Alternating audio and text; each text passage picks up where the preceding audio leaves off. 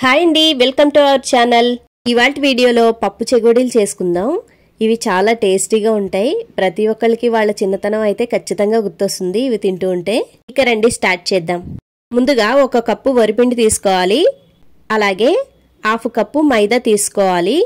1 cup వరిపిండి అయితే దానిలో సగం మైదా వేసుకోవాలి. ఈ కొలత చొప్పున మీరు అడ్జస్ట్ చేసుకుని వేసుకోండి.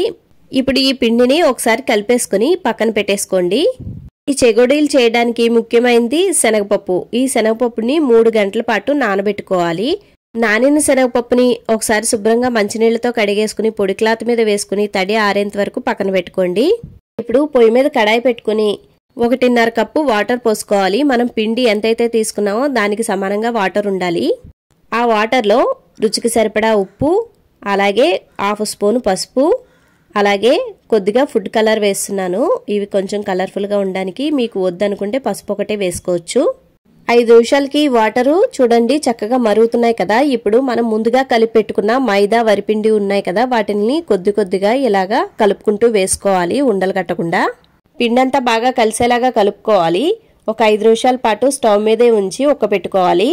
ఒక 5 నిమిషాల తర్వాత పిండి చూడండి చక్కగా ఇలా దగ్గరకంటూ వచ్చేసింది. ఇప్పుడు స్టవ్ ఆఫ్ చేసేసి అది కొంచెం చల్లారేంత వరకు పక్కన పెట్టేసుకుని మనం పట్టుకోగలిగే వేడున్న స్టేజ్లో పిండిని ఇలాగా ముద్దలా చుట్టుకోవాలి. ఆ పిండిలో 2 నుంచి 3 స్పూన్ల వరకు ఆయిల్ వేసుకుని ఇంకొకసారి బాగా కలిసేంత వరకు కలుపుకోవాలి. ఆయిల్ వేయడం వల్ల ఇవి గుల్లగా వస్తాయి. ఇదిగోండి ఇలా పిండి ముద్దనైతే ఇలా కలిపేసుకుని పక్కన పెట్టేసుకోండి. ఇప్పుడు ఆ పిండి ముద్దలోంచి ఒక చిన్న ముద్దను తీసుకొని ఇలా చపాతీ ప్లేట్ మీద నేను చూపిస్తున్నట్లు స్టిక్స్ లా చేసుకోవాలి. ఈ స్టిక్స్ ని మరీ సన్నగాను అలా అని చెప్పి మరీ లావుగాను చేసుకోకూడదు. సన్నగా చేసుకోవడం వల్ల పప్పు సరిగ్గా అతుక్కోదు, లావుగా చేసుకుంటే సరిగ్గా ఉడకవు. సో వీటిని మీడియంగా చేసుకోవాలన్నమాట.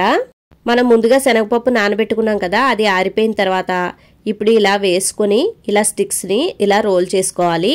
అటు ఇటు చివరలు మాత్రం మనం రోల్ చేసిన తర్వాత మాత్రమే, అదేనండి రింగ్లా చుట్టిన తర్వాత పప్పులు అతికించండి, లేకపోతే పప్పులు ఊడిపోతాయి. ఇప్పుడు అటు ఇటు చివరను పట్టుకొని వాటిని రెండింటిని ఇలా నొక్కుంటే 2 అతుక్కుపోతాయి. సో రింగ్లా అయితే రెడీ అయిపోయింది. ఒకవేళ మధ్యలో పప్పులు అతుక్కోకపోతే ఒక్కొక్కటి తీసుకుని మనం అతికించుకోవచ్చు. ఇలాగా రింగ్స్ అన్ని కూడా చుట్టేసుకోవాలి. మీకు ఇంకొకటి చేసి చూపిస్తాను చూడండి. ఇలా రోల్ చేసుకోవాలి. రోల్ చేసిన తర్వాత ఇలా పప్పును తీసుకొని ఇంకొకసారి రోల్ చేయాలి. అటు ఇటు మాత్రం లాస్ట్లో అతికించుకోవాలండి. అటు ఇటు చివర్ల 2 పట్టుకుని వాటిని మధ్యలో ఇలా నొక్కేస్తే అతుకుపోతాయి. ఇప్పుడు పప్పులు ఏమైనా ఊడిపోతే మనం ఇలా అతికించేసుకోవచ్చు. ఫైనల్గా రింగులు అయితే రెడీ అయిపోయాయి. ఇదిగోండి చూడండి ఇలా మొత్తం రింగులన్నీ కూడా రెడీగా పెట్టుకోవాలి. ఇప్పుడు పొయ్యి మీద ఒక కడాయి పెట్టుకుని దానిలో ఆయిల్ వేసుకోవాలి. ఆయిల్ బాగా హీట్ అయిన తర్వాత ఒక చిన్న ముద్దను వేసుకుని హీట్ అయిందో లేదో చూసుకుని ఒక్కొక్క చెగోడీని ఇలా డ్రాప్ చేసుకోవాలి. ఆయిల్లో వేసిన వెంటనే మాత్రం చెగోడీల్ని అస్సలు కదిలించద్దండి. ఆయిల్లో బబుల్స్ వస్తున్నాయి కదా, ఆ బబుల్స్ అన్ని తగ్గిన తర్వాత మాత్రమే మనం వాటిని కదిలించాలి.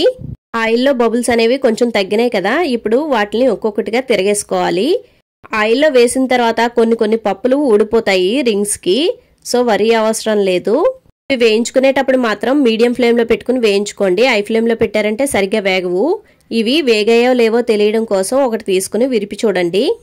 నాకైతే ఇవి వేగడానికి 10 నుంచి 15 నిమిషాలు టైం పట్టింది. దాన్ని బట్టి మీరు చూసుకోవాలి. ఫైనల్ గా చెగోడీలు అయితే వేగిపోయాయి. ఇప్పుడు వాటిని తీసుకుని సర్వ్ చేసేసుకోవడమే.